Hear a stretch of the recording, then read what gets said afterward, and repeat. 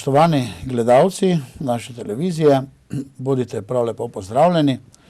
Danes se bomo pogovarjali o Svetem pismu in o slovenski svetopisemski družbi, pravzaprav svetopisemski družbi Slovenije.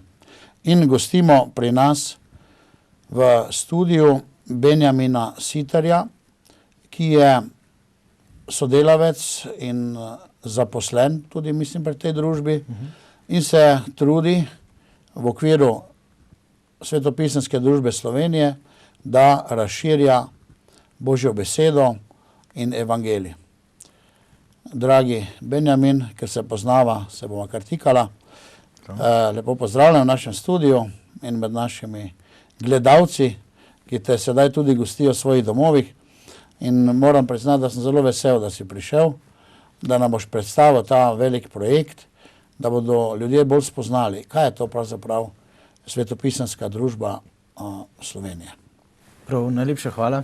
Hvala za vabilo in hvala za to, da smem biti tukaj med vami in vam povedati malo več o tem našem poslanstvu. Morda bi lahko... Torej, zdaj svetopismo je glavna knjiga sveta, lahko rečemo, ne?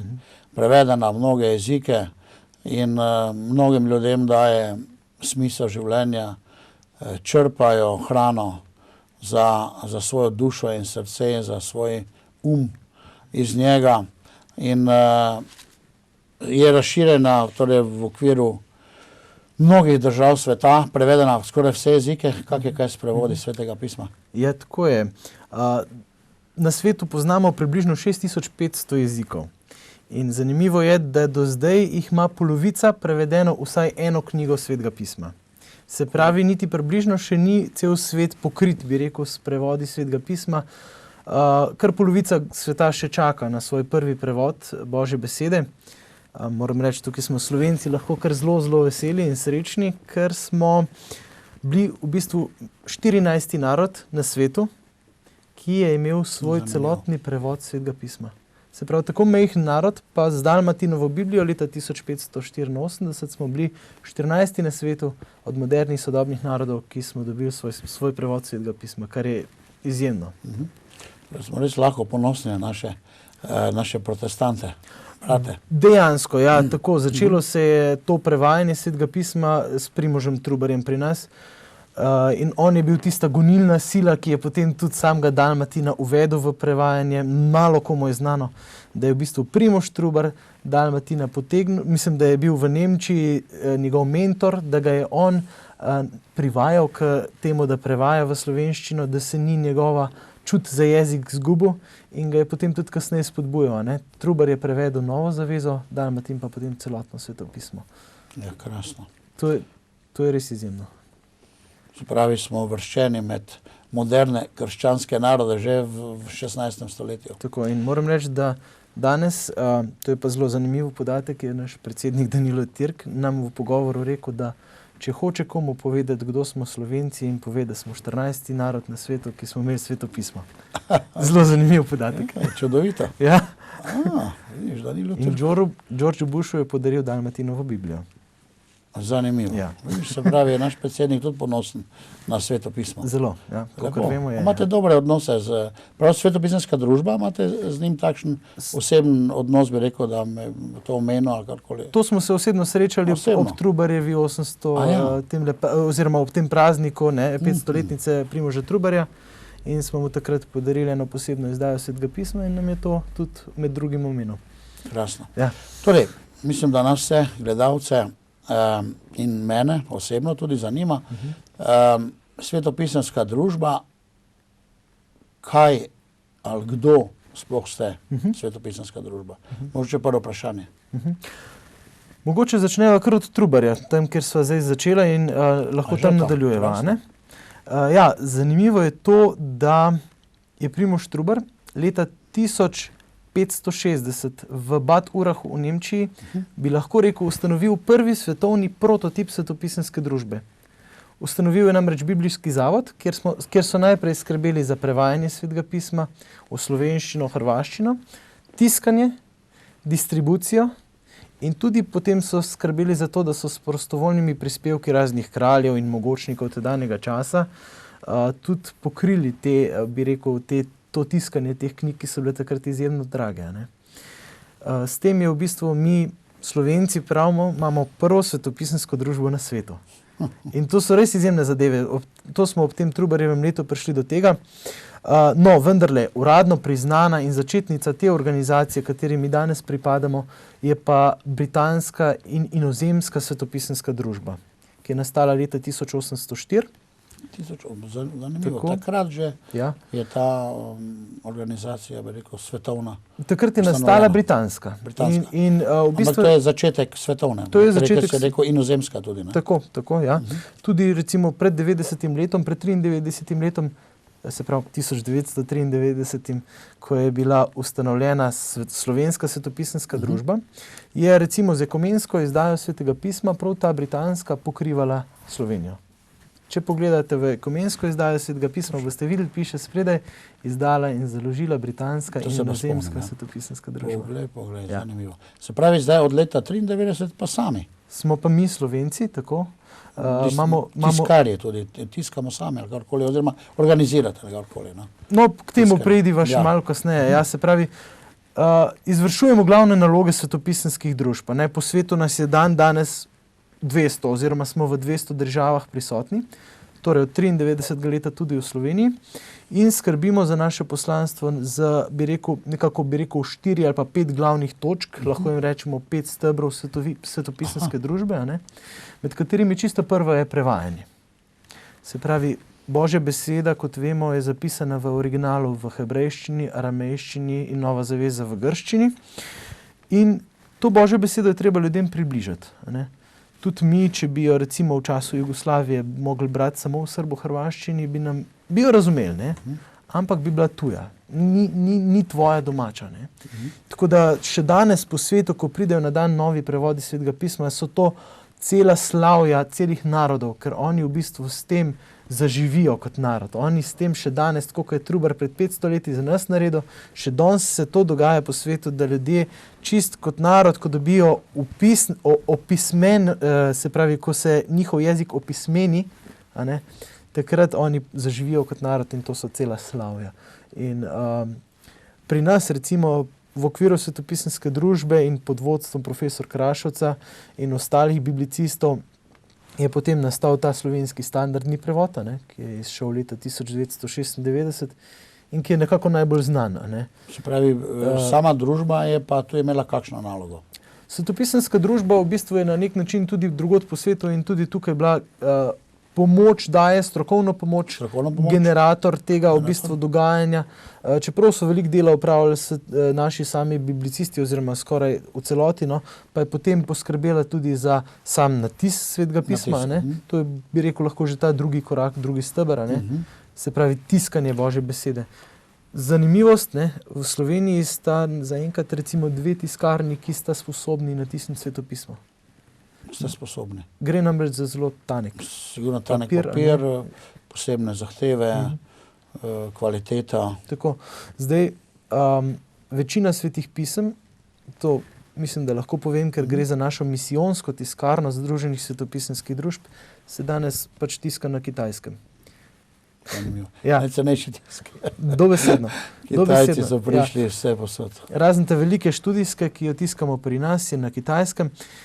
To pa velike količine. Seveda, to v velikih količinah in zaradi tega, ker želimo izpolnjevati našo tretjo nalogo, to pa je tisti tretji steber, je pa, se pravi, bi rekel, distribucija, ki pa mora biti, se pravi, ljudem dosegljiva. Mi kot svetopisemska družba delujemo kot neprofitna organizacija, seveda. Smo pač registrirani kot društvo v javnem interesu in vse naše cene svetih pisem so dejansko izrazito neprofitne. Tukaj tale, ki ga imamo pred sabo, je recimo sicer majčkeno večjega cenovnega ranga, pa je še vedno samo 48 evrov. Najcenejše svetopismo stane pa 12 evrov. To je za knjigo s 1600 stranmi. To res ni nobena cena. Je resnično poceni. Spravi, imate zelo veliko nalogo in vlogo tudi v slovenskem narodu in sodelujete, kot pravite, tudi pri izdajah. Slišim, da bo šla celo v tisk. Zdaj novi prevod Svetega pisma za Slovence, torej nov slovenski prevod. In tu tudi boste sodelovali, verjetno tudi pri razmoževanju, kakorkoli. Veliko se govori o tem, ne, da že prehaja v tisk. Torej. Ja, tako, ja, ta prevod prehaja v tisk, to je pač narejeno po jeruzalemski Bibliji. Moram pa reči, da tukaj nismo toliko zelo soudeleženi, ne. Pozabili smo namreč omeniti, mi, Svetopisemska družba, ne, smo, bi rekel, nekako skoraj da edina organizacija v Sloveniji in tudi po svetu je tako, ki vsakodnevno delamo kot ekumenska organizacija. Se pravi, mi skrbimo za to, da je svetopismo, ki je pač naša skupna krščanska vrednota in naš skupen temelj, ne, da je svetopismo dostopno vsem cerkvam, ki na našem ozemlju delujejo. Ne. In tako so tudi Svetopisemsko družbo leta 1993 ustanovile v bistvu 6 cerkva krščanskih. Ne. In tukaj pri tem prevodu, ki se pa zdaj pripravlja, kakor vem, bi naj šla Nova zaveza in pa psalmi zdaj v prvi fazi, ne? Pač to je tudi projekt profesor Krašovca in ostalih biblicistov, gre pa nekako bolj za specifično katoliški projekt. In tako da tukaj nismo toliko zelo prisotni, čeprav si pa tudi želimo še nadaljnega sodelovanja in prodaje in distribucije tega Svetega pisma. Se pravi, pri tem ekumenskem, bi rekel, sodelovanju se je potrebno potem ozirati glede nauka oziroma razlag tudi na različne razlage teh posameznih cerkva oziroma splošne razlage, če lahko tako imenujemo, protestantskih ali pa, to ne protestantske, če smem tako imenovati, ne, cerkva in pa katoliškega nauka, ali v čem, bi rekel, potem izdajate recimo brez Sirahove knjige ali pa brez teh, ne. Takole je, ne. To vprašanje je prišlo morda še najbolj na dan, pri izdelavi slovenskega standardnega prevoda. In sicer v študijski izdaji pri opombah. Ne? Tukaj se je bilo treba najbolj dogovarjati, kako razložiti posamezne stvari. In tukaj pri slovenskem standardnem prevodu so dejansko pač potekala dogovarjanja, kaj je bolj sprejemljivo za koga, kaj ne. In tako in se je potem naredila ena splošno sprejemljiva razlaga, ki je za vse primerna. Ne? Tudi SSP, slovenski standardni prevod, ima potem tudi imprimator katoliške cerkve, ne? In ga sprejemajo hkrati vse ostale cerkve. Ne? Tukaj zdaj pri tem prevodu, pri jeruzalemski Bibliji, bo šlo pa morda bolj za specifične katoliške razlage. Sicer pa bi mogoče poudaril nekaj, ne? Pri nas, pri Svetopisemski družbi, neke razlage nauka niti ni toliko, ker v bistvu smo mi, tako, po domače povedano, nočemo skakati v zele cerkvam. Mi skrbimo za to, da smo servis. Tako, servis za svetopismo, za cerkve. Tako, probamo kdaj kaj spodbuditi, kakšno dogajanje, ne, da se svetopismo širi kot kulturna in verska in naša osebna dobrina. Ne. Nismo pa mi tisti, ki bi razlagali svetopismo. Te vloge nimamo in je tudi nočemo prevzeti. Ne. Benjamin, ti si pri tej Svetopisemski družbi odgovoren za dobrodelnost in pa za, kaj še, za širjenje? Ja, tukaj bi v bistvu lahko omenila tisti 4. in 5. steber, ki sva začela s onimi 3, se pravi tiskanje, prevajanje, tiskanje, distribucija. Zdaj 4. bi bil gledajte, pač pri nas svetopismo v Sloveniji je dostopno. Ljudje ga večinoma imajo. In to običajno tako lepo na kakšnem častnem mestu, na kakšni polici in se velikrat, nažalost prevečkrat, na njem... Tudi včasih beremo, ne? Včasih ga celo beremo, ja, točno tako. Se pravi, večkrat se pa zgodi, da je na njem kakšen prah za pobrisati, ne? Se veste, tisti vic, ne? Ko pride gospod župnik v eno družino, pa pogovor nanese na svetopismo in gre družinski oča iskat svetopismo na polico, ne? Pa prav, kje sem ga že najdu, išče in pride čez 5 minut nazaj in ga odpre. Tukaj so moje špegle, 2 leti že iščem. Se pravi, ne?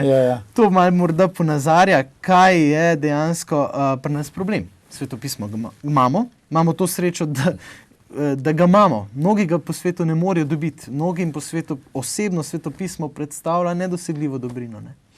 In mi ga imamo. Zdaj ga je pa treba še vzeti v roke. Ne? In tukaj je v bistvu tisti 4. steber. Mi ga zdaj začenjamo poimenovati takole: širjenje svetopisemske bralne kulture. To vključuje to našo, bi rekel, insajdersko versko komponento, da se mi, verni kristjani, vrnemo k svojim izvirom, da začnemo res brati svetopismo, in pa vsebuje tisti zunanji vidik, ki predstavlja svetopismo kot neko splošno kulturno dobrino, in skušamo tudi to poudariti v naši neki, bi rekel, zunanji sekularni javnosti. To je ta 4. steber. Zanimivo.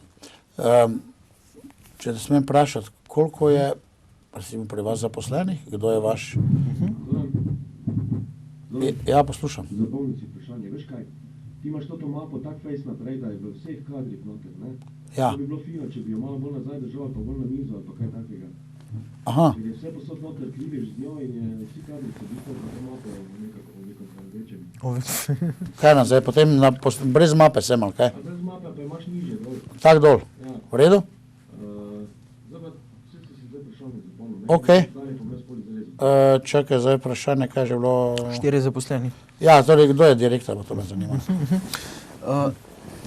Bova še enkrat refrazirala, tako kot treba? Ja, bom jaz vprašanje še enkrat. Jaz še enkrat poskušal vprašanje postaviti.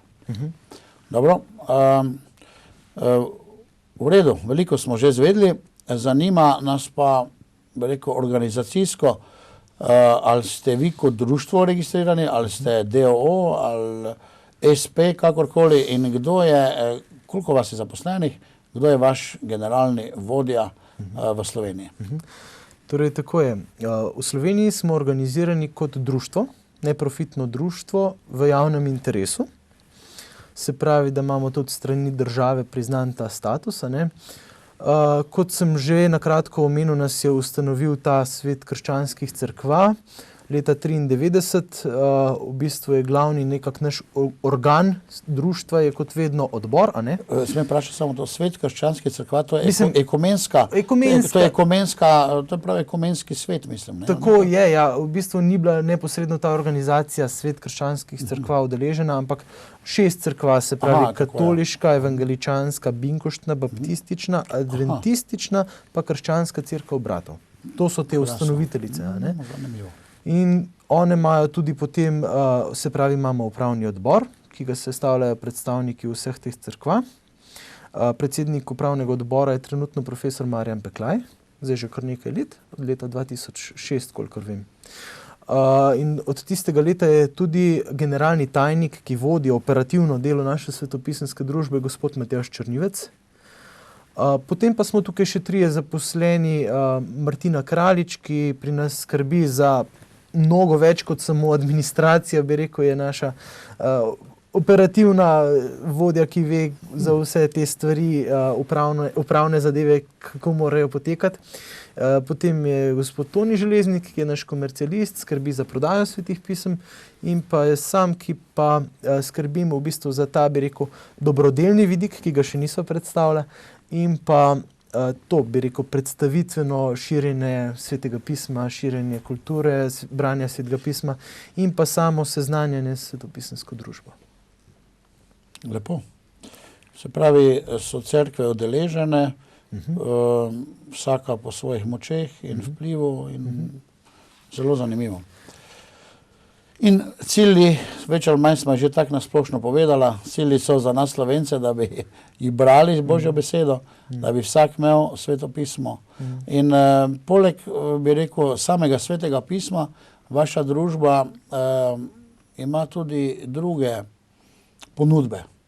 Se pravi, za širjenje, kako filmska dejavnost ali druga knjižna dejavnost, karkoli še obstaja.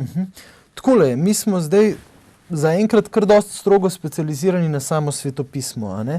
Ampak smo pa rekli tako, svetopismo mora biti na voljo v oblikah, ki so primerne za današnji sodobni čas. Moderni svet, ja. Tako. In zdaj v tem sklopu so že pred leti pri nas pripravili recimo spletno stran Biblija.net, kjer so na voljo različni prevodi Svetega pisma zastonj za vse, pač, ki želijo to brati. Super je, ker se da lepo iskati, se pravi biblija.net je naslov, a ne?